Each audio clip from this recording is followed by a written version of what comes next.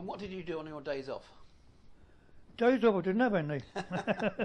You must have had the odd day now and again. We even had some Mensa shows on the Sundays during the war Really? at the theatre. Until the powers that be thought they were too dangerous, supposing to bomb at it. There's one incident I do remember going through my books after the war, but I didn't realise at the time. There was one particular act, it was during the Dunkirk time.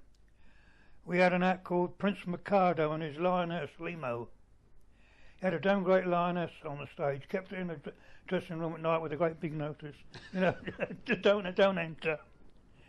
And he had a hanging up in the frock room down below the stage, he had a dead horse, sort of, chopping lumps of meat off this blooming horse to feed it with.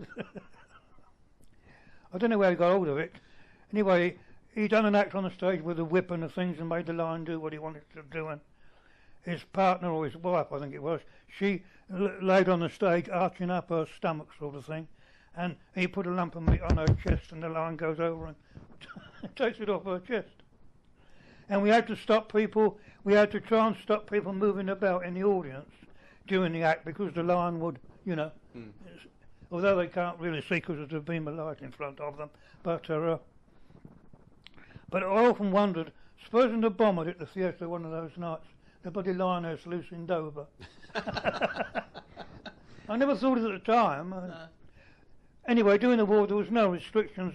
All the restrictions of today, they were ridiculous. You know, in the wartime nobody worried. No. All the restrictions are such as, these days you have to have your electricity checked every year, you have to have the ceilings checked, you have to have everything out of the sun before you can run a theatre or a musical or anything like that. But those days, nobody worried you. The police used to come in for a drink at 11 o'clock, kept the bars open until as long as you walked it, nobody worried you. And how many staff were there employed there? We had 5 people in the orchestra, with a leader and a violinist, a pianist, a trumpeter. And we didn't have a drummer all through the war. The drummer left at the beginning of the war. So if there was a drum roll needed, one of the other orchestra had to lean over sort of thing and give it a cymbal a crash or a drum roll, you know. But for a short time during the war, thanks to his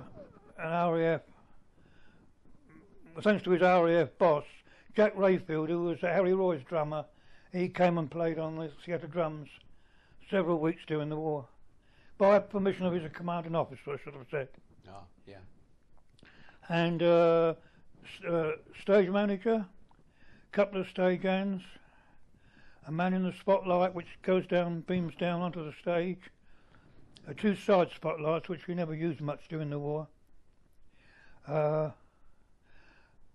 We have 3 stories, circle, gallery and stalls. There was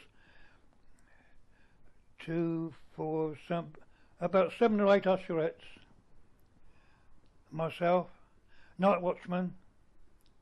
I had to do night watching once a week during the war as well. I'd done that in the theatre. I sat all night watching the electric fire usually.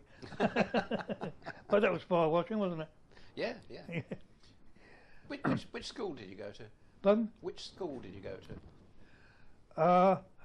Travelled about Kent a lot in my school life, but finished up in Dover in 1936 and went to East Langdon, out in the country actually.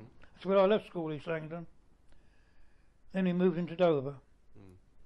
Then after the war, what did you do then? There, when I was demobbed from the coal mines, July 47, there was no theatre, of course.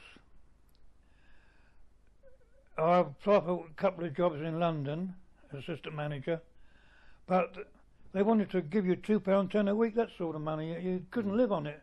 Couldn't live in London for a week and keep a place going in Dover as well. So I applied for a job at the, we're talking about King's Hall. It was the King's Hall Cinema in Dover. That was just about reopening at the time that I was demobbed. So I applied to the Rank organisation and I was with them for 10 years.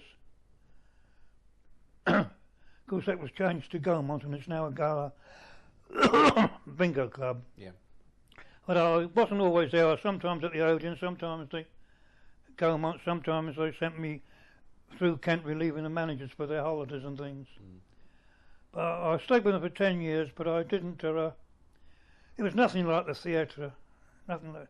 I like to meet people, not watch people moving about on a screen. Yeah. Well, Dick Whittamore, thank you very much for sharing that with us, and good luck. Thank you.